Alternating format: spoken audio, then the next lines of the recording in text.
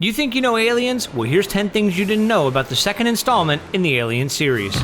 Get away from her, you bitch! Brandywine Productions produced the original 1979 Alien film and was deeply interested in producing a sequel based on the success of the first.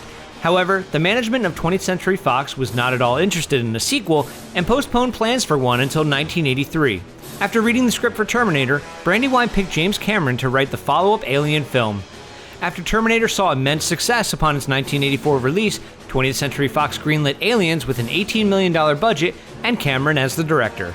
Cameron, a fan of the original Alien film, purposefully sequestered himself for 4 days in order to give Alien the attention and care he felt it required.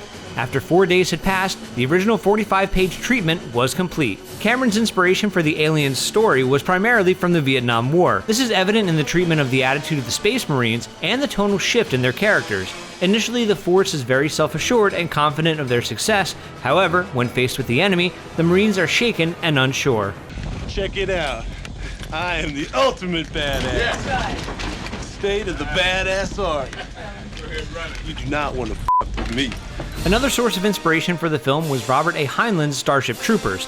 In fact, Cameron had the actors who were to play the Marines read Starship Troopers as part of their preparation for the role. In addition to the reading, Cameron also had these actors endure 2 weeks of military training. They learned how to march, perform maneuvers, salute, and actively weightlifted and ran. Hey Vasquez, have you ever been mistaken for a man? No. Have you? Oh, Vasquez. Aliens was an immediate success. It grossed $180 million worldwide and was nominated for 7 Academy Awards. Among these was the nomination for Best Actress for Sigourney Weaver.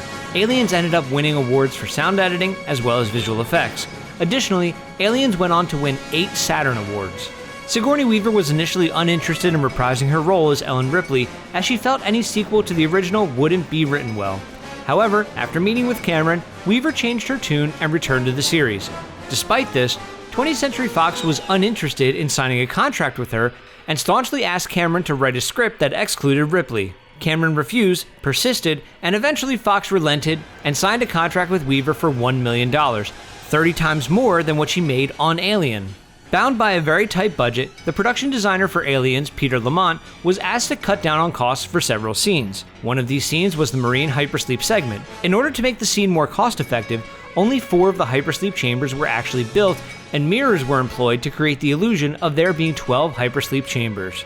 Similarly, there were challenges with the practical effects as well, namely in how to make Ripley's power loader at the end of the film work. It had to be completed in a mere 3 months and could not stand on its own, requiring wires and a crane for assistance. While Weaver was inside and operating the power loader, she really had the assistance of a stuntman who manipulated both arms and legs. The colony on LV-462 was constructed using miniatures, mirrors, rear projection, and additional foreground miniatures to make the other miniatures look larger than they were. By far, one of the toughest practical effects was to pull off the alien queen. In the scenes with Ripley, a life-size 14-foot tall model was used and operated by 2 people inside the suit and 16 outside of it. In addition, hydraulics, cables, and a crane were used to bring the queen to life. For shots of the queen alone, some were achieved using a miniature. Several characters in the film die, and on each day of filming where someone's character died, Sigourney Weaver would bring a bouquet of flowers to that actor. However, on the day Paul Reiser's character died, Weaver brought him a bouquet of dead flowers. Very fitting. That's it, man. Game over, man. It's game over. What are we gonna do now? What are we gonna do?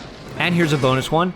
Ever a stickler for details, James Cameron wanted to make sure that all the countdowns in the film were accurate in real time. For example, at the end of the film, the 15-minute countdown really is 15 minutes. Not bad for a human.